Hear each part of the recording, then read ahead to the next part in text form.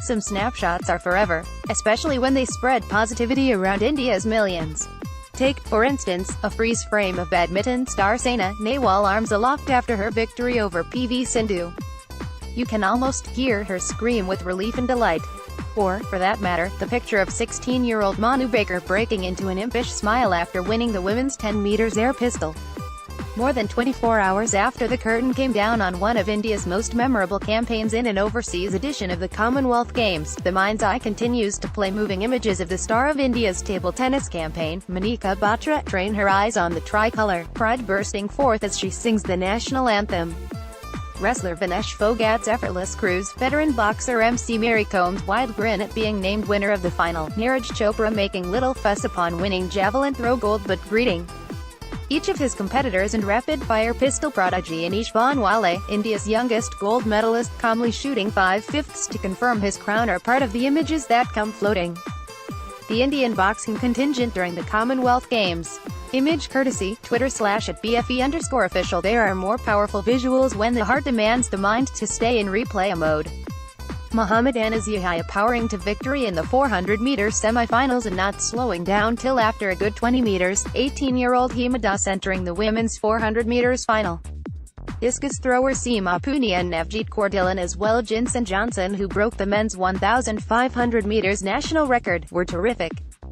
There is reason to be happy that India won gold medals in 7 disciplines: shooting, wrestling, weightlifting, boxing, table tennis, badminton and athletics. With medals in squash and para-powerlifting, 2/3 of the 15 disciplines India competed in, Gold Coast returned with medal of different hues. And that diversity is not insignificant. Then again, India's showing in the Commonwealth Games should drive the athletes to return to training for the more intense competitions this year, like the Asian Games in August and the World Championships. After all, satisfaction can be like the handbrake in a car. Once it is engaged, it keeps the vehicle from moving ahead.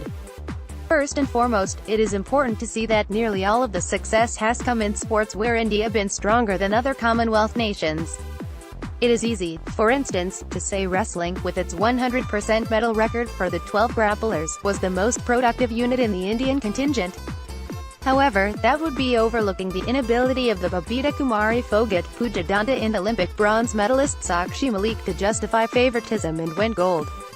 Similarly, shooting can do with some introspection rather than indulge in back-patting that it brought more medals than any other squad.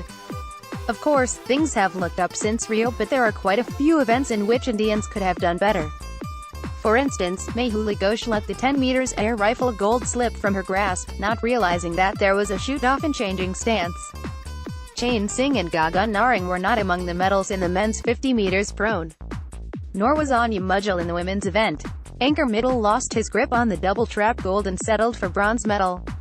But nothing would have hurt more than Jitu Rai finishing 8th in the men's 50 meters pistol.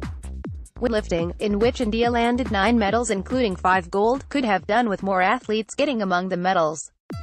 Saraswati Raut's no lift in the women's 58 kg class will rankle for a while, but back in India, Santoshi Matsa would have rued her decision not to attempt moving to this weight division once Sanhita Chanu upped her body weight from the 48 kg class.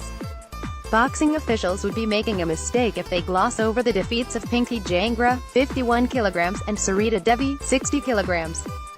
Manoj Kumar's loss to Australia's Terry Nicholas should also not be ignored if India is to make an impact at the Asian Games later this year. The tepid performance of long jumpers Nyana James and Nina Pinto, as well as shot putter Tejinder Pal Singh Tor, dragged down the overall good effort of the track and field team in what is considered top-quality competition. This led to questions about the manner in which they attained qualifying marks last month and how their form dipped to lower levels. To be sure, finishing outside the medal bracket, the men and women's hockey teams are a real cause for concern. If the men's team is keen on returning to the elite bunch that wins medal at Olympic Games and FIH World Cups championships, it will have to stick together as one throughout each match rather than allow individual brilliance to come in the way of team effort. Yes, away from the sporting action, Indian officialdom did not acquit itself well. From not sending entries in time to not communicating clearly with Saina about her father's accommodation in the athletes' village, from not ensuring that the weightlifting's team physiotherapist had proper access to the athletes to securing access to a parent of a shooter, they left a lot to be desired. Of course, India could have done without the two blatant infringements of the Commonwealth Games Federation's no-needle policy, resulting in triple jumper AV Rakesh Babu and Walker KT Irfan being sent home early, and in a number of officials, including Drive Amol Paudel of the boxing team and the chef de mission Vikram Sisodia, getting themselves reprimanded. Surely, India must pause to recognize and celebrate its heroes from the Commonwealth Games, but not long enough for its Asian Games preparation to be affected. The beauty of sport is that it presents the practitioners different challenges at different times. The Indians must be well prepared to conquer new frontiers. And more such snapshots and moving images as we got in the past 11 days will only continue to inspire India toward becoming a sporting nation. Updated date, April 16, 2018, 10:07 p.m.